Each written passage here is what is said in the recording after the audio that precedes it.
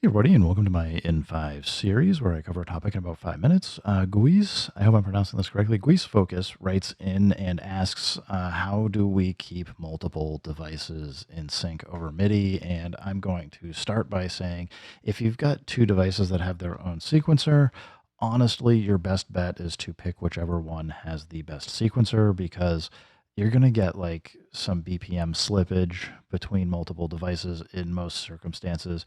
Whereas you're not going to get that as much if you just have whatever your one sequencer is. So like Guis has a MPC, I believe, and a TR8S. I don't have a TR8S, so like I can't like actually set it up and just go run some experiments. But I have run some tests having like the MPC be the main clock and then basically running programs. So if I go like kind of select this and hit play, like I had done some specific tests showing like, you can hear it almost slip in and out of about a 30-second note for BPM.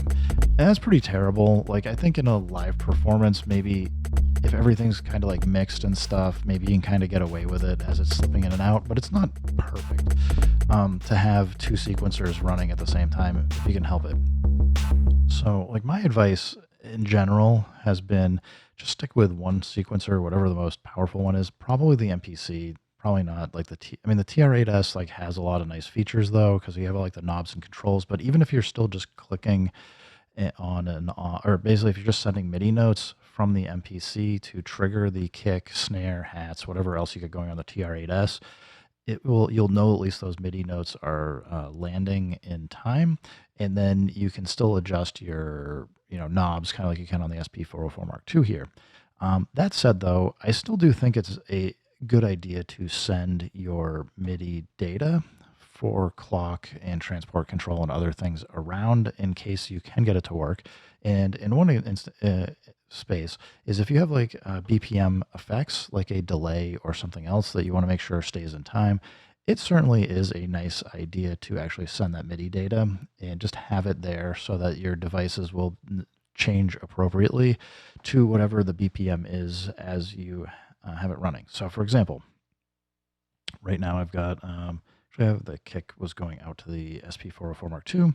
So if I hit play, get the kick now going, I can turn on SX delay and get that delay kind of sound on the kick because I'm sending it from the MPC. The audio is going over and being processed by the SP404 Mark II.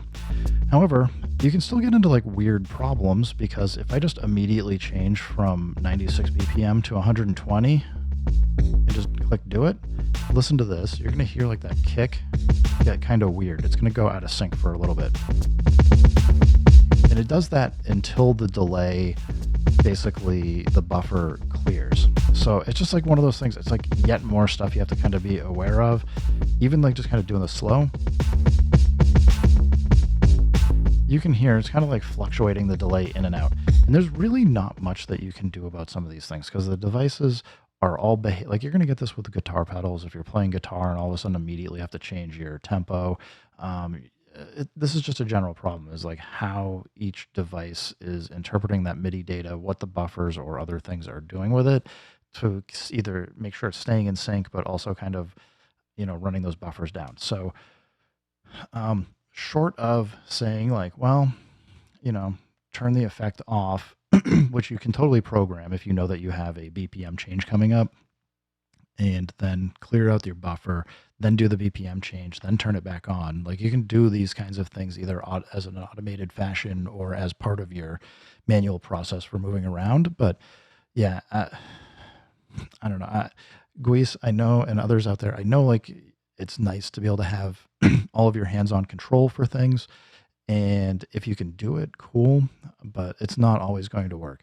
I would still say though, it's worth checking your MIDI cables. Like if you're just hooked up over MIDI from MIDI to MIDI, that may go through a certain signal path. You may actually be able to do stuff where you can connect from USB to USB and get a more responsive signal path, just because it's going through different paths for like how the CPU is handling like the MIDI data, whether it's coming over the port or USB. So I know this isn't a good answer for you. It's probably not what you want to hear, but yeah, BPM problems are real. If you want to avoid them, limit the amount of sequencers that you've got. The fewer sequencers you have, the fewer MIDI sync problems you're going to have. And best case scenario is generally going to be get down to one device, whether it's your MPC, your SP404 Mark II, or TR8S doing all that MIDI data. Anyway, thank you for the question. If I happen to come across something that's some better advice, or anybody else has any other advice to put it, feel free to drop it in the comments. It's not a problem I'm personally looking to solve a whole lot, but I'm happy to try and either explain like my thoughts on it or how I've kind of gone through and handled some of these issues myself in the past. Anyway, thanks for the question. Everybody else, thanks for stopping by. Keep making music, keep having fun. Remember, if it sounds good, it is good. And peace.